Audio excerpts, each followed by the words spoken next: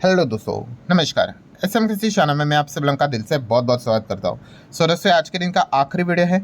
चलिए, बहुत सारे इंपॉर्टेंट चीज़ों को कवर यहाँ पे करना है, तो स्टार्ट करते हैं। सबसे पहले तो एक नज़र डाल देते हैं अमेरिकन मार्केट की ओर। काफ़ी तगड़ी गिरावट देखने को मिल रही है, 1% के आसपास। नैस्डैक की बात करें तो उससे भी ज़्यादा बड़ी गिरावट 2% के आसपास हम लोग को देखने को मिल रही है।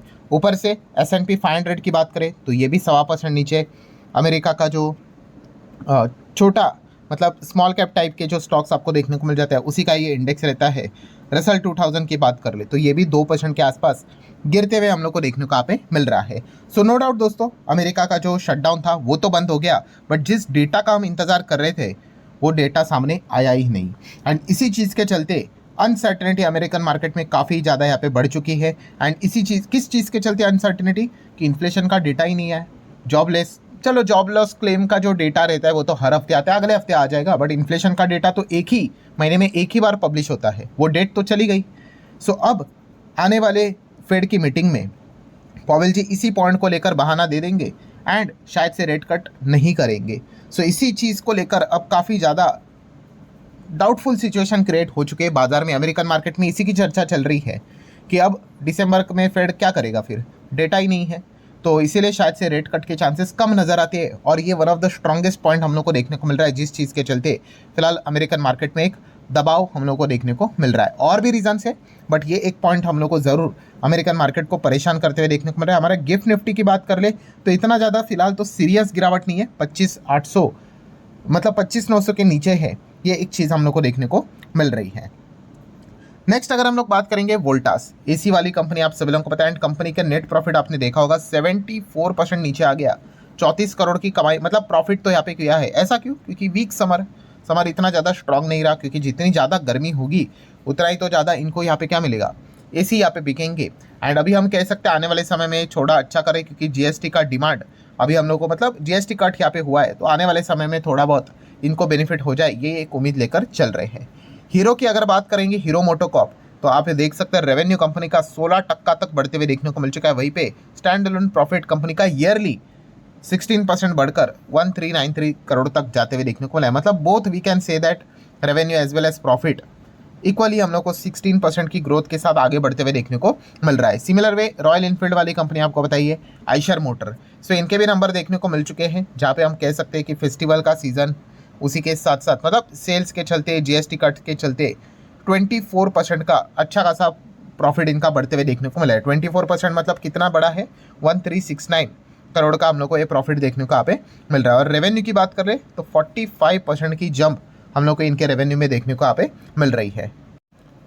ठीक है, अगर हम लोग बात करें दोस्तों, तो Kotak Mahindra bank, yes, Kotak Mahindra bank से रिलेटेड एक बहुत ही इंपॉर्टेंट इन्फॉर्मेशन। अगर आप कोटक महिंद्रा बैंक के अकाउंट होल्डर हो, सो आपको बताना चाहूँगा दोस्तों, यहाँ पे अब आपको SMS, यस, पर SMS 0.15 रुपये का चार्ज लग सकता है। बट कंडीशन है दोस्तों कि किनको यहाँ पे ये लग सकता है, तो आप देख सकते हो यहाँ पे फिलहाल तो उन्होंने यहाँ पे बताया है कि अगर आप कस्टमर हो कोटक बैंक एंड अगर आप मिनिमम बैलेंस मेंटेन करते हो 10,000 रुपये का, या फिर अगर आपके पास 811 कोटक का जो अकाउंट है वहाँ पे अगर आप 5,000 रुपया बैलेंस मेंटेन करते हो, तो फिर इस फी से आपको एग्जेम्प्ट करके रखा हुआ है। बट अगर आप इनमें नहीं आते या फिर मिनिमम बैलेंस मेंटेन करने में फेल हो जाते हो, सो आपके ऊपर ये चार्जेस यहाँ पे लगने वाले हैं। सो इस पॉइंट को आप ज़रूर नोट करके चल सकते हो। नेक्स्ट अगर हम बात करें दोस्तों, तो एयरटेल ने भी एक बहुत बड़ा खेल खेल लिया है कि एयरटेल का पहला जो सिर्फ वॉइस ओनली प्लान देखने को मिलता था 189 का, वो उन्होंने एकदम चुपके से डिसकंटिन्यू कर दिया, किसी को पता भी नहीं। मतलब अभी एयरटेल का सबसे मिनिमम रिचार्ज बैलेंस कौन सा बन गया, 199 का। यही सबसे बड़ा खतरनाक पॉइंट होता है दोस्तों डियोपॉली में। जियो, एयरटेल, ये दोनों ही आगे लगातार बढ़ते ही जा रहे हैं, और इस चीज़ के चलते लोगों के पास तीसरा कोई अच्छा ऑप्शन नहीं है। ठीक है, BSNL है, वोडाफोन आइडिया है, बट सर्विस की अगर बात कर ले, अच्छे परफॉर्मेंस की बात कर ले, तो उतना अच्छा परफॉर्मेंस देखने को नहीं मिलता है। और ये सारी चीज़ें मैं अपने मन से नहीं कह रहा हूँ, लोग इतने सारे लोग डिसकंटिन्यू हो जाते हैं उनके सर्विसेज से, तो उसी से ये चीज़ें हम लोग को पता चल जाती है। नेक्स्ट अगर हम लोग बात करेंगे FIS DIS activities, so again FIS ने आज के दिन भी बिकवाली की है, 383 करोड़ का माल बेचा है। बट चलो, अच्छी बात तो ये है कि कम बिकवाली हम लोग को देखने को यहाँ पे मिली है। सो ये देखने वाली बात है कि FIS एकदम फुल स्विंग में वापस कब कमबैक यहाँ पे करेंगे। बीच बीच में कमबैक किया है, तब तक हम लोगों ने देखा है अमेरिका से कोई ना कोई उल्टी फुल्टी खबर आ जाती है और एफआईएस वापस अपना बिकवाली वाला स्टैंड यहाँ पे शुरू कर देते हैं। सो लेट्स सी अब एग्जैक्टली आगे क्या होता है, खास करके ट्रेड डील कब होगी उसी से रिलेटेड आगे का एफआईएस का वापसी होगा या नहीं, स्ट्रॉन्ग वापसी होगा कि नहीं, वो एक डिपेंड करने वाला है।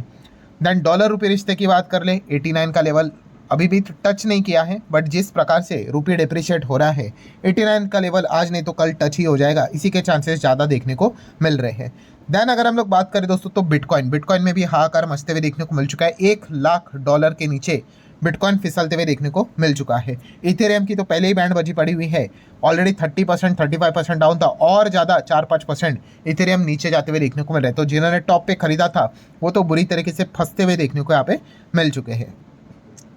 गोल्ड सिल्वर की बात करें तो गोल्ड में फिलहाल देख सकते हैं $4,200 का मतलब ठीक लेवल देखने को मिल रहा है। इंडियन रुपये में बात करें 1,30,000 के ऊपर फिलहाल तो हम लोग को गोल्ड चलते हुए देखने को यहाँ पे मिल रहा है। सिल्वर की बात करें 54 के नीचे थोड़ा सिल्वर फिसलते हुए देखने को मिल चुका है। नेक्स्ट अगर बात करें दोस्तों तो क्रूड ऑयल, तो क्रूड में आप देख सकते हो WTI 58, ब्रेंट 63 के आसपास देखने को मतलब यही यूजुअली एक आइडियल रेंज हम लोग को कई समय से देखने को यहाँ पे मिल रहा है। 60 के करीब 60 to 65 के करीब देखने को मिल जाता है। एंड हमारे लिए ब्रेंट वाला ही क्रूड ज़्यादा इंपॉर्टेंट रोल प्ले करता है बिकॉज वही हम लोग सबसे ज़्यादा इंपोर्ट करवाते हैं। हालांकि अभी WTI अमेरिका वाला क्रूड भी इंडिया ने खरीदना स्टार्ट यहाँ पे कर लिया है। एल्केम लैब की अगर हम लोग बात कर ले दोस्तों तो कंपनी का जो नंबर है स्ट्रॉन्ग हम लोग को Q2 का ग्रोथ देखने को मिल चुका है, जहाँ पे कंपनी का रेवेन्यू 17.2% तक बढ़ते हुए देखने को मिल चुका है। वहीं पे नेट प्रॉफिट लगभग आप यहाँ पे कह सकते हैं खास करके EBITDA 22.3% तक बढ़ते हुए देखने को मिल चुका है। नेक्स्ट अगर हम लोग यहाँ पे बात करें दोस्तों तो यस एक बहुत बड़ा स्कैम वाली चीज़ हमारे सामने आते हुए देखने को मिले। वैसे ही ये ग्रुप पहले से ही डाउटफुल सिचुएशन में था, बट अमाउंट देखिए कितने का स्कैम है, लगभग 12,000 करोड़ का। सो ईडी ने अरेस्ट किया है मनोज गौर को, ठीक है, किस केस में 12,000 करोड़ जेपी इंफ्राटेक का फ्रॉड, ये स्कैम मनी लॉन्ड्रिंग से रिलेटेड ये केस हम लोग को देखने को मिल रहा है। और जेपी इंफ्राटेक आप सभी लोगों को पता है ये कौन सी कंपनी है, रियल एस्टेट वाली कंपनी है, थी आप ऐसे ही बोल सकते हो।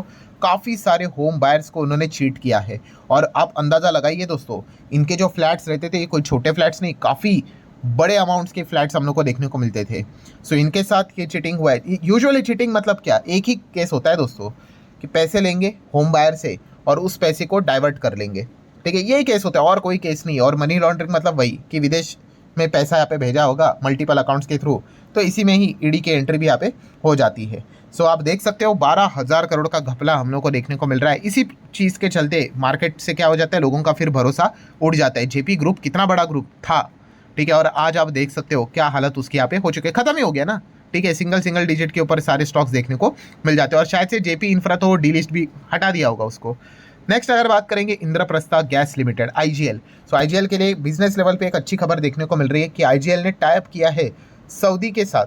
सऊदी की अगर हम लोग यहाँ पे बात करें किस चीज़ को लेकर, उनका जो नेचुरल गैस का जो बिजनेस है उसको एक्सपांड करने से रिलेटेड ये एक अच्छा हम लोग को खबर फिलहाल तो देखने को यहाँ पे मिल रहा है। नेक्स्ट अगर हम लोग बात करेंगे फार्मा से रिलेटेड जुड़ी हुई कंपनी लुपिन, सो लुपिन को एक US FDA की ओर से अप्रूवल चाहिए था, वो फाइनली इनको यहाँ पे मिल चुका है। देन तमिलनाडु में अगर आप रहते हो तो वहाँ के जो गवर्नमेंट स्टाफ है, टीचर है, उनके लिए अच्छी खबर है, 3% का DA हाइक हम लोग को देखने को यहाँ पे मिला है। इंडसइंड बैंक की बात कर रहे हैं, थोड़ा सा फॉर्म में क्यों देखने को मिल रहा है, बिकॉज ये खबर देखने को मिले इंडसइंड बैंक आपको पता है इतना बड़ा केस देखने को मिल रहा था।